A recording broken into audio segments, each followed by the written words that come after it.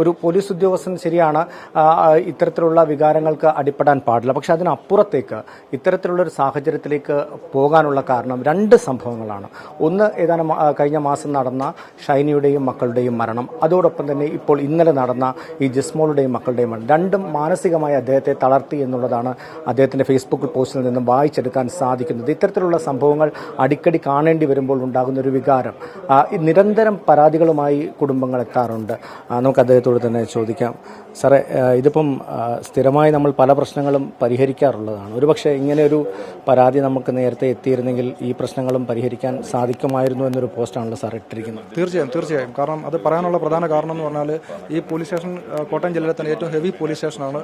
817 പരാതികളാണ് ജനുവരി 1 തൊട്ട് ഈ നിമിഷം വരെ, അതായത് ഈ ഏപ്രിൽ 16 തീയതി വരെ ഇവിടെ റെസ്പെക്റ്റ് കൊടുത്തേക്കുന്ന പെറ്റീഷൻസ്.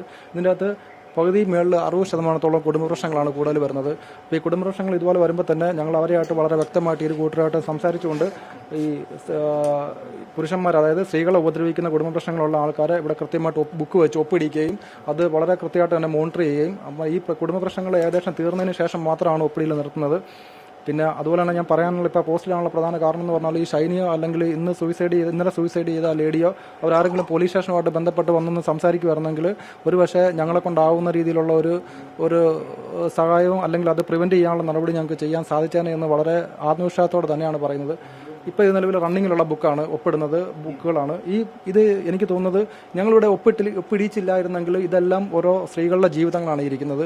ഇതെല്ലാം ഓരോ സൂയിസൈഡ് ഒരു നോട്ട് ബുക്കുകളാണ് ഇരിക്കുന്നത്. ഇത് ഒപ്പിടിച്ച് ഇല്ല എങ്കിൽ അപ്പം വന്ന പെറ്റീഷൻസും വളരെ കാര്യക്ഷമമായിട്ട് തന്നെ ഞങ്ങളുടെ സ്റ്റേഷനിലെ PR റോജിയുണ്ട്, അതുപോലെ തന്നെ പെറ്റീഷൻ എൻക്വയറി നടന്ന പ്രശാന്ത് ഉണ്ട്.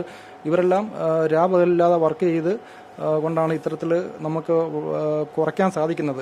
ഏറ്റവും പ്രധാനപ്പെട്ടത് നമുക്കെല്ലാം കുട്ടികളുള്ളതാണ്. ഇത്തരത്തിലുള്ള ഇൻക്വസ്റ്റുകൾക്കും മറ്റതിനും പോകുമ്പോൾ ഉണ്ടാകുന്ന ഒരു ബുദ്ധിമുട്ടും കൂടി ഇതിലൊരു വലിയ അത് വളരെ ബുദ്ധിമുട്ടാണ്. കാരണം ഞാൻ പോലീസ് ഓഫീസർ എന്ന നിലയ്ക്ക് 2 പെൺകുട്ടികളുടെ പിതാവാണ്. അപ്പം ഇപ്പം ഷൈനിയുടെ ആ ഒരു സൂയിസൈഡ് ആണെങ്കിലും റെയിൽവേ ട്രാക്കിൽ ചിഹ്നിച്ചിത്ര കിടക്കുന്ന ഡെഡ് ബോഡി നമ്മൾ പോലീസ് ഉദ്യോഗസ്ഥർ പെറുക്കിയെടുത്ത് അവിടെ ഇൻക്വസ്റ്റ് ടേബിളെ കൊണ്ടുപോയി നമ്മൾ വെച്ച് റെഡിയാക്കി, ഒരു മനുഷ്യൻ്റെ രൂപമില്ലാത്ത ഒരു ബോഡിയാണ് കിടക്കുന്നത്. അതെല്ലാം റെഡിയാക്കി വെച്ചതിന് ശേഷം നമുക്ക് ആ കുട്ടികളുടെ ഫേസ് അതൊക്കെ നോക്കുമ്പോഴത്തേക്ക് മാനസികമായിട്ട് വളരെയേറെ ബുദ്ധിമുട്ടുകളാണ് നമ്മൾ അനുഭവിക്കുന്നത്. അപ്പം നമ്മുടെ മക്കളുടെ മുഖമാണ് നമുക്ക് പെട്ടെന്ന് ഓർമ്മ വരുന്നത്. ഇന്നലെയും ഇതുപോലെ സൂയിസൈഡ് ചെയ്ത 2 കുട്ടികളുടെയും ഫേസ് നമ്മൾ ഓർക്കുമ്പം വളരെ ഉറങ്ങാൻ പറ്റാത്തൊരു സാഹചര്യം നമുക്കുണ്ട്. എന്നാലും നമ്മുടെ ഡ്യൂട്ടിയാണ്, നമ്മൾ വളരെ കൃത്യമായിട്ട് ചെയ്തു പോന്നു. ഒരുപക്ഷെ വിവരിക്കാൻ പറ്റാത്തതിനപ്പുറത്താണ് അദ്ദേഹത്തിൻ്റെ ഒരു മാനസികാവസ്ഥ എന്നുള്ളത്.